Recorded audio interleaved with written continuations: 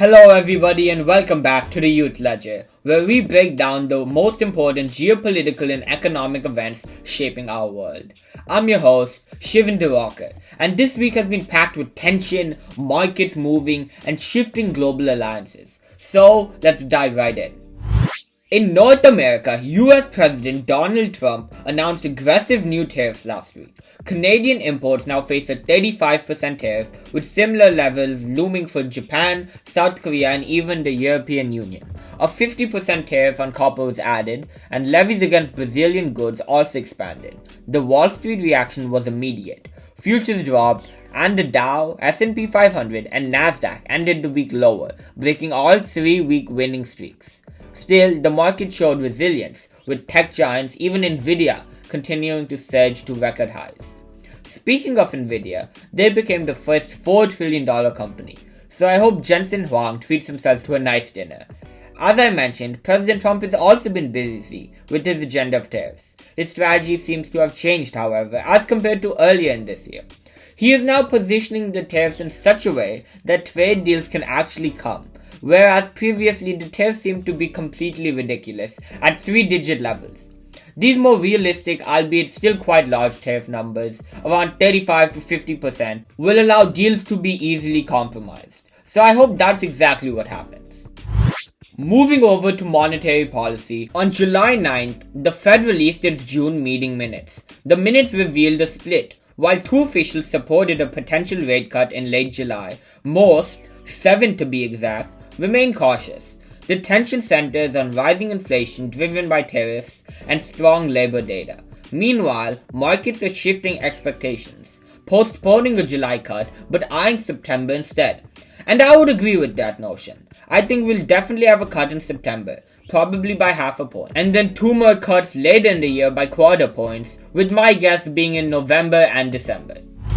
US online spending peaked this Prime Day, July 8th through 11th, reaching $7.9 billion across 4 days, a 9.9% increase year over year, with home goods and electronics leading the surge, according to AP News.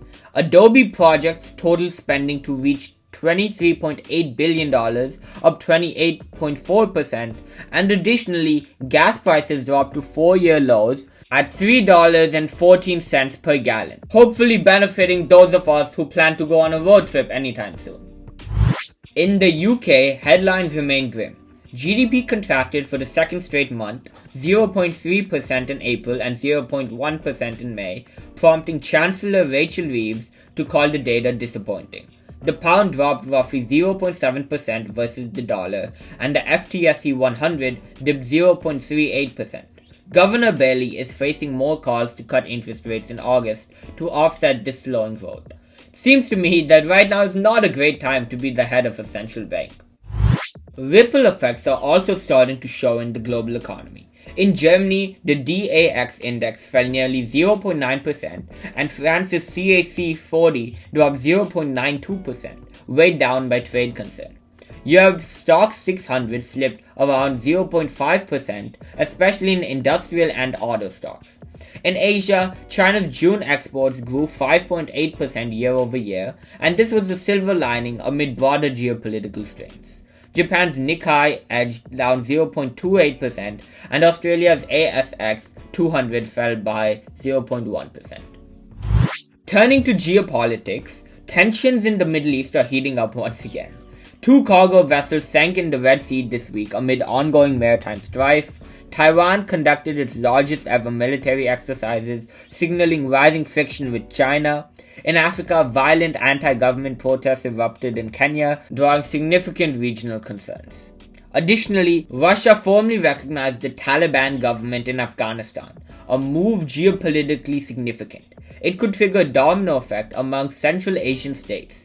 On the economic geopolitical front, the US-Vietnam trade pact reached final terms, bolstering Vietnam's role in the Asia supply. Now let's take a look at the broader risk outlook. BlackRock's July geopolitical risk dashboard underscores how trade protectionism and regional conflicts, like Middle East flare-ups and Sino-Taiwan tensions, are lifting volatility and increasing uncertainty. Meanwhile, Ernst & Young highlights that Iran's conflict has reset Middle East dynamics, fueling concerns across energy, logistics, and defense sectors. Looking ahead, this week brings critical data releases that could shift markets once again.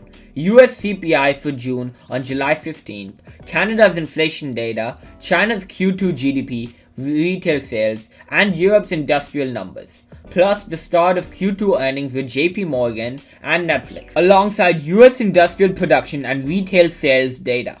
All will offer clues on how tariffs and global tensions are weighing on growth and prices. Summing up, escalating US tariffs and global trade tensions are rattling markets. Central banks face a balancing act between inflation risks and softening growth. Consumer spending holds steady, with Amazon Prime Day showing strength, but regional economies like the UK are showing cracks. Meanwhile, geopolitical flashpoints from the Red Sea to Afghanistan and Taiwan are shaping safer haven behavior. Your go-to next week: watch for CPI outcomes, Fed commentary, Q2 earnings, and geopolitical developments in the Middle East and Asia. For now, thank you for tuning into this week's deep dive of the week's biggest developments. If you found this episode insightful, subscribe and follow. Make sure to check out the TikTok and YouTube pages if you haven't. And as always, please share your thoughts below. Signing out, this is Shivin Diwakar. See you next time on the Youth Ledger.